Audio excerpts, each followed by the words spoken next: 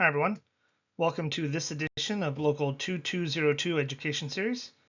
Today we're going to be talking about the different roles that we have at our local.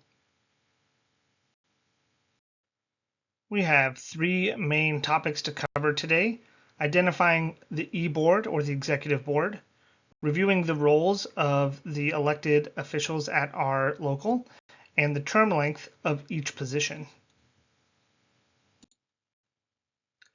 So first, we're going to identify the e-board or executive board. What positions are there? The e-board are positions of leadership within the local. All the positions on the e-board are voted in by the membership. If a position becomes vacant, it will be filled in accordance with our local bylaws. The e-board does hold meetings every month prior to the general membership meeting, and they vote on motions to bring forth to the membership for their consideration during the monthly meeting. So what are the different e-board roles? First, we have the president. They are the person that presides over the monthly meeting. They rule on all questions or disputes that are not covered by other IAM laws or jurisdiction. They are responsible for appointing the educator and communicator. They countersign checks. They hold the tie-breaking vote in case of a vote ending in a tie. They are responsible for enforcing the IAM laws, and they are considered a voting member of the e-board. The vice president, they verify all people entering the local are members. They are responsible for ensuring proper care of local property. They assist the president in maintaining order. They may countersign checks in the absence of the president, and they will assume the role of president when the president is unavailable. They are also considered a voting member of the e-board. The recording secretary. They manage correspondence on behalf of the local. They draw all orders as approved by the membership, prepare and verify all delegates for conventions and conferences. They're responsible for keeping the meeting minutes of each local e-board meeting and the monthly meeting. They're the one responsible for requesting all union business time off as requested and approved by the membership. They are also considered a voting member of the e-board. The secretary-treasurer. They are responsible for managing all funds coming into and out of the local. They must keep a systemic account of all disbursements.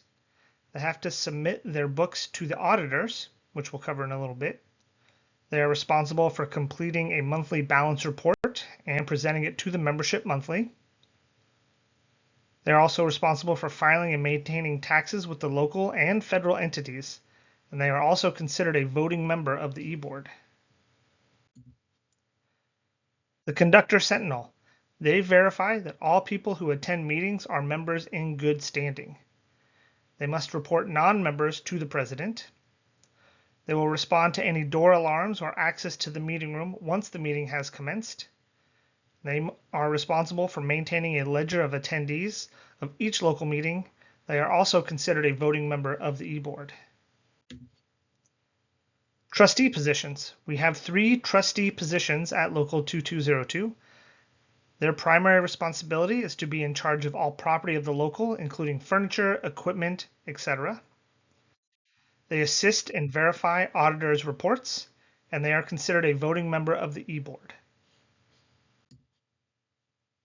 So those were the primary e-board roles. We have other roles here at the local that people can fill. Some of those include the auditor. The auditor is elected to a 3-year term at the same time as the e-board.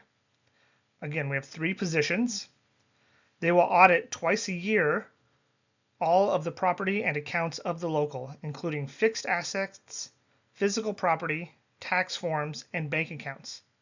They are not considered a voting member of the e-board. The communicator.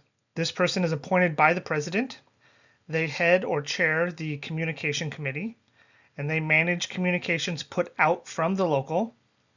They should be attending all e-board meetings, and they are not considered a voting member of the e-board. The educator. Again, this position is appointed by the president of the local. They head or chair the education committee, and they provide education to local stewards and membership at large for the local. They should attend all e-board meetings, and they are not considered a voting member of the e-board. Chief Shop Steward and Shop Committee. These are positions voted in by the membership. They assist shop stewards in filing grievances and work directly with management on resolving workplace concerns. Shop Steward, voted in by the membership. They work directly with the membership in working with and resolving workplace concerns, and they are the front line for filing grievances. Committees. Our local has several committees. They are open to all members in good standing, and committee heads are decided individually by each committee, except for the education and communication committees, as those chairs are appointed by the president. Being involved in a committee is an excellent way to support the local and support the union in general, whether or not you are a steward. So please encourage other members at your location to join a committee. Term length. How long are these positions valid for, or when you're elected, how long can you expect to stay in those positions? So our elected positions, the e-board, those are 3-year terms. The auditor is also a 3-year term. The Alaska Chief Shop Steward is a 3-year term. The Shop Committee are 3-year terms. The Magee Chief Shop Steward, there's a 2-year term and a 3-year term.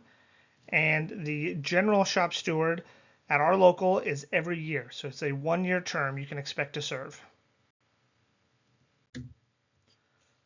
Other positions, we have the communicator, which is appointed annually, educator, which is appointed annually as well, and our committees dissolve and are reformed at the beginning of each year. So those are reformed annually in January. So in conclusion, we identified who the e-board is, kind of reviewed their roles a little bit, and talked about term length. The local has many positions available to the membership. All e-board positions are voted in by the members. And when there are vacancies, we follow the bylaws at our local to fill those vacancies. High functioning locals have multiple active committees, which ours does. And we encourage all members in good standing to be involved. Thank you for joining us on this edition of the Local 2202 Education Series, and we hope to see you next time. Take care.